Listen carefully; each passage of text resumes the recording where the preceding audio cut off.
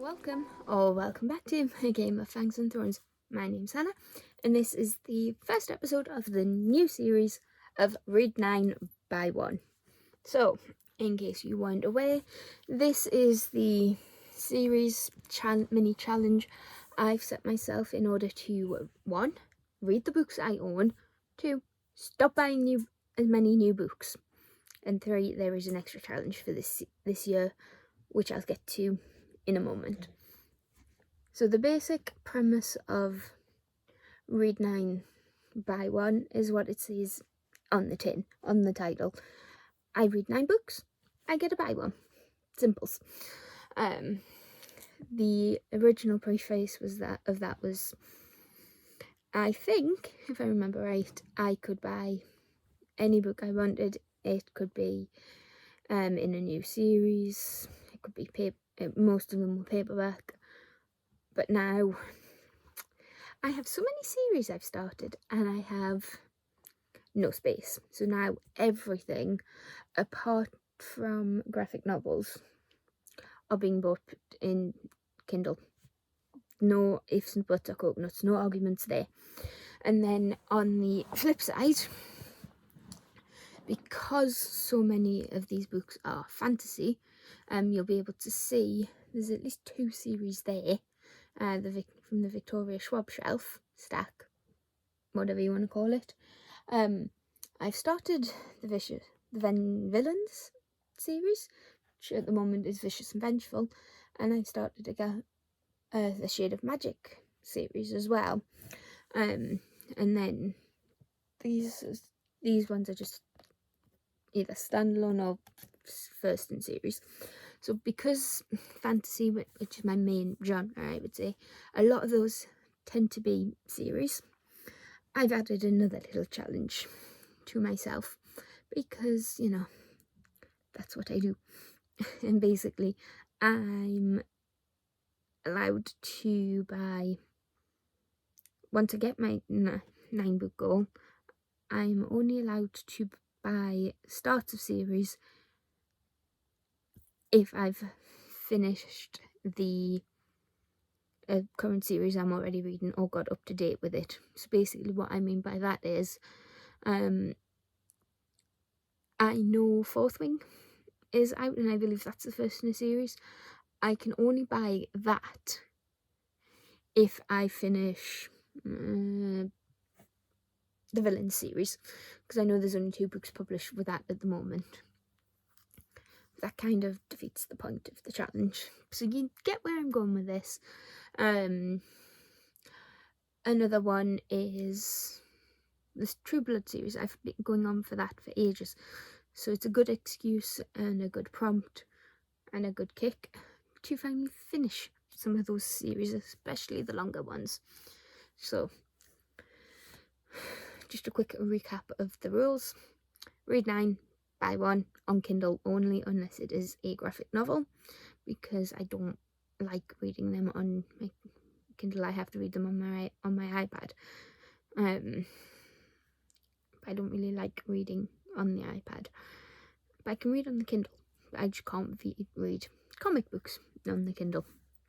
And then part 2 of the challenge, no new series until I finished them. Until I finish ones I already own. Obviously standalones just go towards the target, and if there is a standalone I'm interested in, provided I've hit the 9 book goal, I can buy it. So within this we do have, I have the list just to the right of me, so if I'm looking over, I'm checking that. So within this 9 book stack we have 3 5 stars, sorry, 2 DNFs, and a couple of 4s and a 3, I believe. So we shall get right back into it. So we will get into it. These aren't in any particular order, and you've probably seen these books in previous videos, in the vlog, or best book, worst book, or my mid-year freakout, which I'm filming next. So these aren't in any particular order. I'm just going to quickly hold them up run through them, tell you the synopsis, tell you what I rated, and then we will go from there. So, first one is The Stardust Thief by Chelsea Abdullah, and the back of this one says, neither here nor there, but long ago, Luli al-Nazari is the Midnight Merchant, a criminal who, with the help of her djinn bodyguard, hunts and sells illegal magic. When she saves the life of a cowardly prince, she draws the attention of his powerful father, the Sultan, who blackmails her into finding an ancient lamp. With no choice but to obey or to be executed, Luli journeys with the Sultan's oldest son to find the artifact. In a world where story is reality and illusion is truth, Luli will discover that everything, her enemy, her magic, even her own past, is not what it seems. I gave this 5 stars and thoroughly enjoyed it, and it is the first in a planned trilogy, the Sansi trilogy. The second book, I believe, is The Ashfire King, and it is on my list to continue. 5 stars, mainly for character development, I think, and plot. Then we have a 4-star read, and also the start of a series. There's a trend going on here. That is The Left-Handed Booksellers of London by Garth Nix. I believe Amy from BookTube with Amy loved this first one, and then she rated the second one about 4 stars, and we tend to have quite similar tastes anyway, so I think I will continue and get my own thoughts on it, but I do know that it's probably not going to be a new favourite. But in a slightly alternate London in 1983, Susan Arkshaw is looking for her father. Crime boss Frank Thringley might be able to help her, but Susan doesn't get time to ask Frank any questions before he is turned to dust by the outrageously attractive Merlin. Merlin is a young left-handed bookseller, one of the fighting ones, who, with the right-handed booksellers, the intellectual ones, police the mythic and legendary old world when it intrudes on the modern world, in addition to running several bookshops, because of course. Merlin has a quest of his own, and quickly finds it overlaps strangely with Susan's. Who, or what, was her father? Susan and Merlin must find out, as the old world erupts dangerously into the new. This sounded a lot more exciting than it was. I just couldn't get to grips with the writing style, but it was an enjoyable read, and I did enjoy it. Don't know what else to say about 4-star. I enjoyed it, it just wasn't a favourite. Then we have the first of the DNFs, which is The Orphanage of Gods by Helena Coggan. It was the world building in this that did it for me. I just couldn't get to grips with what was happening in this world, why it went the way it did, and I just couldn't bring myself to care about the characters. But we will read the back anyway. 20 years ago, the humans came for their gods. In the bloody revolution, gods were all but wiped out. Ever since, the children they left behind have been imprisoned in an orphanage, watched day and night by the ruthless guard. No one has ever escaped the orphanage. Until now. 17-year-old Hero is finally free, but at a terrible price. Her sister has been captured by the guard and is being held in a prison far out at sea. Hero desperately wants to rescue her and to escape the murderous guardsmen hunting her down. But not all the gods are dead, and the ones waiting for Hero in the north have their own plans for her. Ones that will change the world forever. It sounds a lot more exciting than it is, a lot more ominous. But the gods in the north weren't that impressive, I don't think. They seemed a ragtag bunch of people. But that might be good for somebody, but it just wasn't for me. Then we have a 5-star and possibly my best book of the year, and that is The Last Bear by Hannah Gold. This was such a heartwarming and heartbreaking book at the same time, dealing with themes of climate change, loneliness, and finding yourself. And because I can't do this synopsis justice, I'm going to read it. There are no polar bears left on Bear Island. At least that's what April's father tells her when his research takes them to an Arctic outpost for 6 months. But one night, April catches a glimpse of something distinctly bear-shaped loping across the horizon.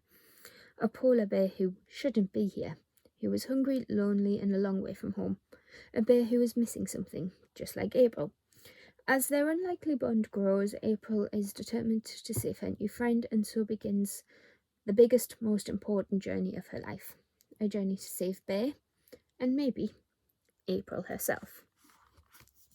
There's just something about this that was just so beautifully written and so told in such a simple way as well that just hit home, and I just loved it. Then we switched back to the core rating system from G at Book Roast, so the ratings became a little bit more, well-rounded and a bit more thought out rather than gut feeling. But I think even with core this would have came out at a 5-star. Just saying. Then we have a 4-star with the new core return to core either way, the new rating system, and that is Children of Virtue and Vengeance by Tomi Adeyemi. This is a sequel, so I can't talk too much about the plot. I can't read the synopsis, so you will have to bear with me as to what happened in while I try to recap what happened in the first book, which is Children of Blood and Bone. So in Children of Blood and Bone, we follow Zelly, who is the last of her Reaper clan. She is part of the, I can't remember what they call themselves, but the magic users of this world of Orisha. Magic has been stopped by the king, but those who have had it are unrecognisable by their white curls.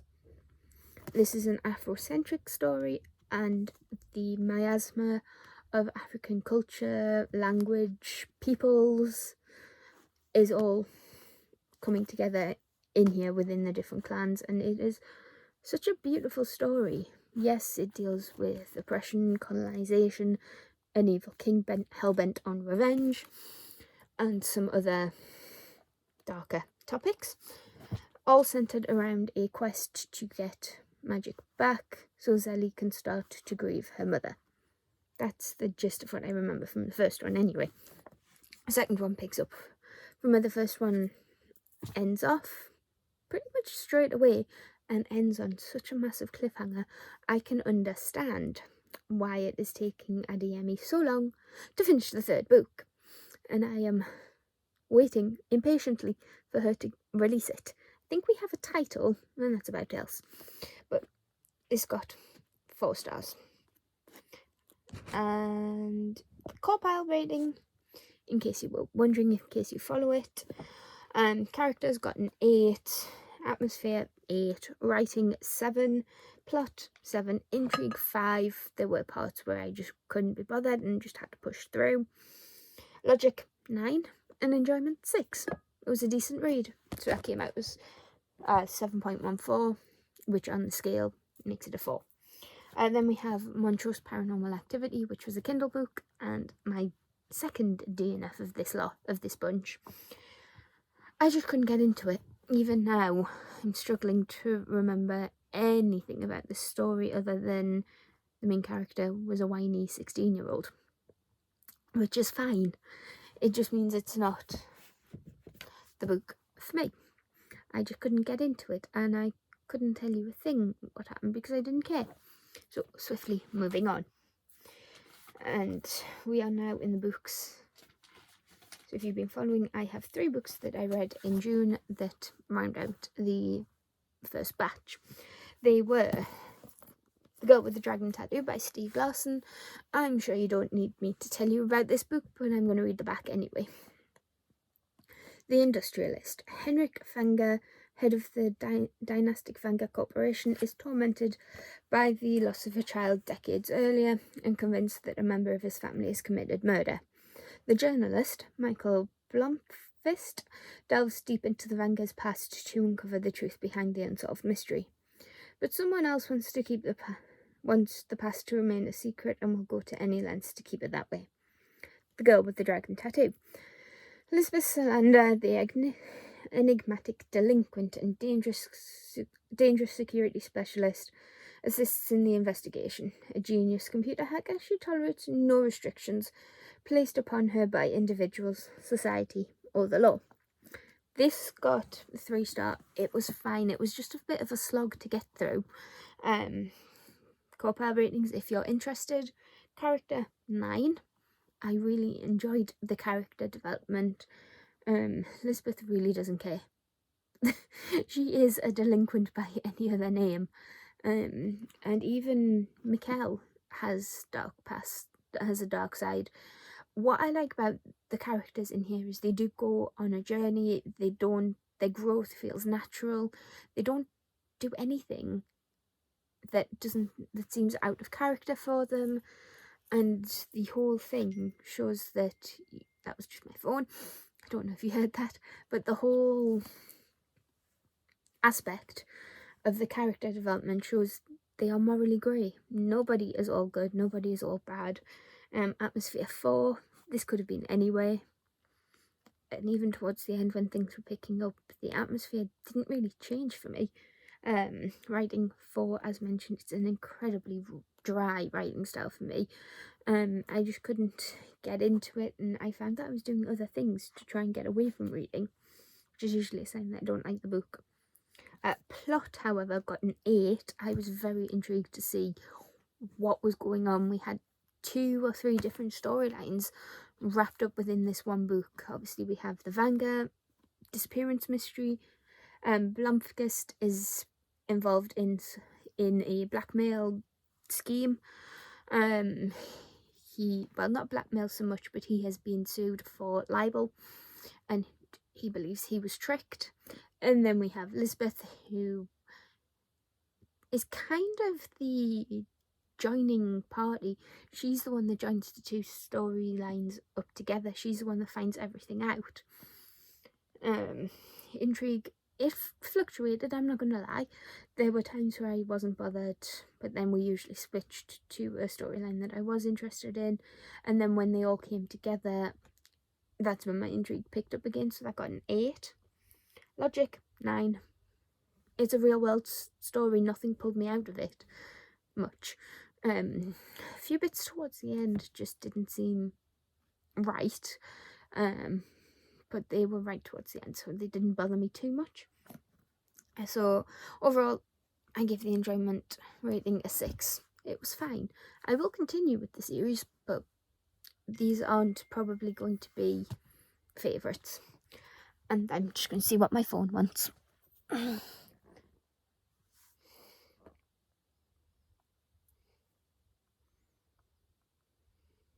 seconds.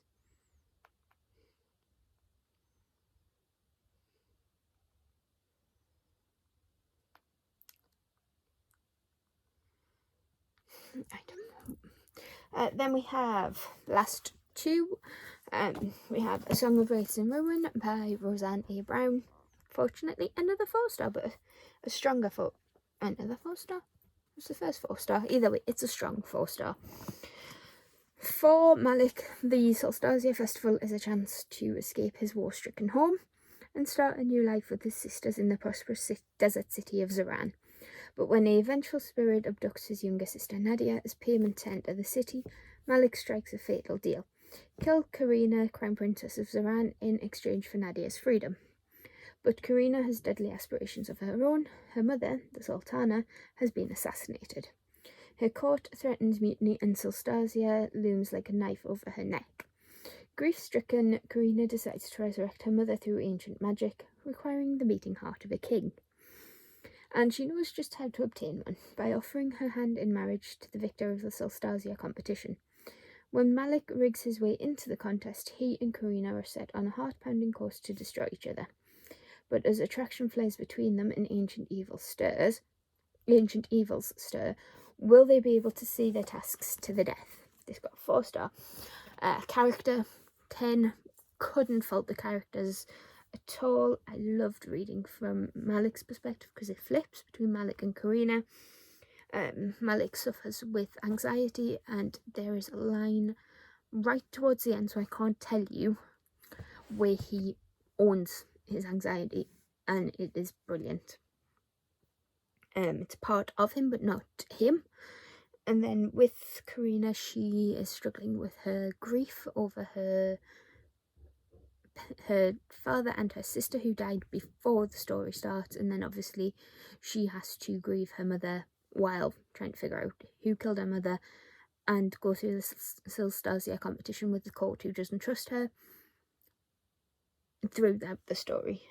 She also has chronic migraines which come in to the story in a bigger way, but I just thought the representation was good. The atmosphere got a 9. I felt like I was there. There was, even throughout the Solstasia tasks, which is a festival, it has a happy atmosphere for everybody else, but for Malik and Karina there was that undercurrent of something darker. Writing 7. I don't want to be too harsh because I think this is her debut, but it was okay. There were parts that were beautifully written, and I didn't find myself struggling with anything. The character voices fit the writing style. 8 for plot. It was a very good plot. I didn't see some of it coming, others I did, and I loved the end. That was a very good choice on the author's part. Admittedly, someone would have seen it coming, and even if you did, I think it was a good choice. Intrigue 7. I didn't find myself reaching to read it, but when I did, I felt I was wrapped back up in the story fairly quickly, and I did want to know what was happening next when I was reading it. 8 for logic. I did want the magic system explained a bit more, but other than that, nothing really pulled me out of the story. Enjoyment 7. I did enjoy it. I enjoyed it more than The Girl with the Dragon Tattoo, which was what I was basing that on. It was easier to read, it was quicker to read, and I think just because it's unfair to use that comparison because Song with Race and Ruins is a fantasy, which is my preferred genre anyway. Girl with the Dragon Tattoo is a thriller. So I gave that a 7. Then the last book of the 9 is Girls of Paper and Fire, which got a 5-star. In most videos that this and The Last Bear are in turns into vents. Well, not vents, but gushes. I just love those two books. They are completely different in tone and character and subject matter, but they are both brilliant. They do what they try to do. So I shall read the back, even though I think everybody knows what this book is about by now, but especially if you've been on my channel a while. Each year, 8 beautiful girls are chosen as paper girls to serve the king. It's the highest honour they could hope for, and the most demeaning. This year, there's a 9th, and instead of paper, she's made of fire. Lay is a member of the paper caste, the lowest and most persecuted class of people in Ikara. 10 years ago, her mother was snatched by the royal guards, and her fate remains unknown. Now the gods are back, and this time it's Lay they're after. The girl with the golden eyes, whose rumoured beauty has piqued the king's interest. Over weeks of training in the opulent but oppressive palace, Lay and 8 other girls learn the skills and charms that befit a king's consort. There, Lay does the unthinkable. She falls in love. Her forbidden romance becomes enmeshed with an explosive plot that threatens her world's entire way of life, and Lay, still the wide-eyed country girl at heart, must decide how far she's willing to go for justice and revenge. This book packs an emotional punch. There are trigger warnings on the back and in the front and in the author's note for scenes of violence and sexual assault, which personally don't trigger me too much. They make me uncomfortable and I don't like reading those scenes, but I can understand why they are in the story and also why it needs to be mentioned to people who may not be as comfortable with this as me. So let's get into the gush. I will try to keep it spoiler free, I promise. So characters, 8. There were 1 or 2 characters that I didn't really get a feel for, and I think they were just there to move the story along, which is fine, but the main character, especially Lay, her journey was brilliant. Her character development was just yes. Atmosphere 9, I am instantly transported to a country with two halves. The first half, where Leigh is from, is the impoverished village type setting, very rural, very poor. Lot of paper casts there, so it's a very poor and downtrodden community, but they have their strength in each other. Then the flip side is the rich side, the palace side, which is opulent. It has everything you could ever want, but no matter how pretty the cage, it's still a cage. So atmosphere got a 9. The writing got a 10. It was just such a simple style that fit Leigh's perspective, her personality to a T, and the harder scenes where the violence and sexual assault happen were very well written, very sensitively handled, I felt. Intrigue 10. It seems wrong to say it. I wanted to find out what happened next while reading a sexual assault scene, but I did.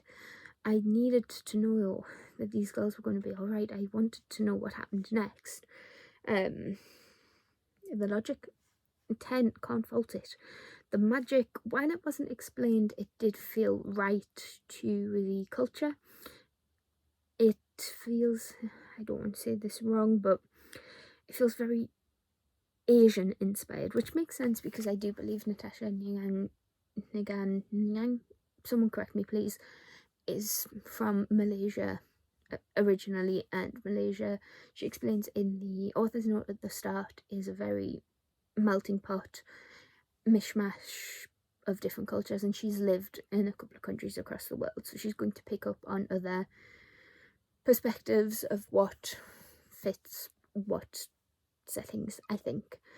So logic got a 10 and enjoyment got a 10. So did plot. It was such a fast read and I can't fault it.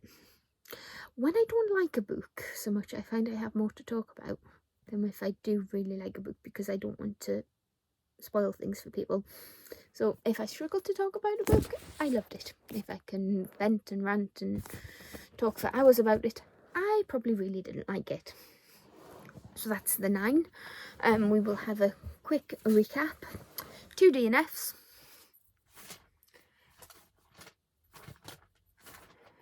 2 DNFs, 1 Kindle. My phone is beeping at me.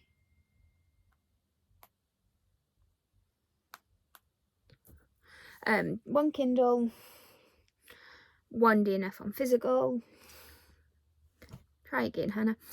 9 books read, 2 DNFs, 1 Kindle, the rest were physical. Couple of 5 stars, couple of 4 stars, and a 3. Not a bad start. So the book I've bought is obviously a Kindle book, and it's a continuation of a series, and I think I mentioned it at the beginning of this very long video, and that is True Blood.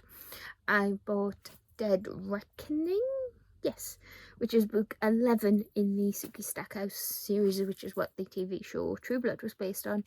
They are fun little murder mysteries with vampires, as far as I can remember. It's been a while since vampires came out of the closet, out of the coffin, shall we say, thanks to the development of True Blood, which is a fake blood which gives vampires all the nutrients they need, giving them a chance to come out in society. Now, vampires aren't the only supernatural creatures out there. We have fairies and werewolves and witches, but I think you always get witches. And we follow Suki, who at the start of the series is a telepath waitress working in New Orleans, living with her grandmother, and she is an orphan. She only has her grandmother and her brother, and she serves Bill, who is a vampire who comes into the bar where she works, and she is instantly intrigued by him because she can't hear his thoughts. So obviously we are about to go 11 books in, so I can't tell you too much more about that, but I'm enjoying it. Suki makes very stupid decisions sometimes, but I don't read it knowing it's going to be a great literature favourite. They're fun. It's a popcorn book. I read it because it's enjoyable. But let me know what you've been reading, buying, enjoying. I'll chat to you down in the comments. And with that, that's the end of the video. So give this video a like if you like it, and hit that subscribe button if you want to see this, talk about these, and I'll see you in the next one. Bye.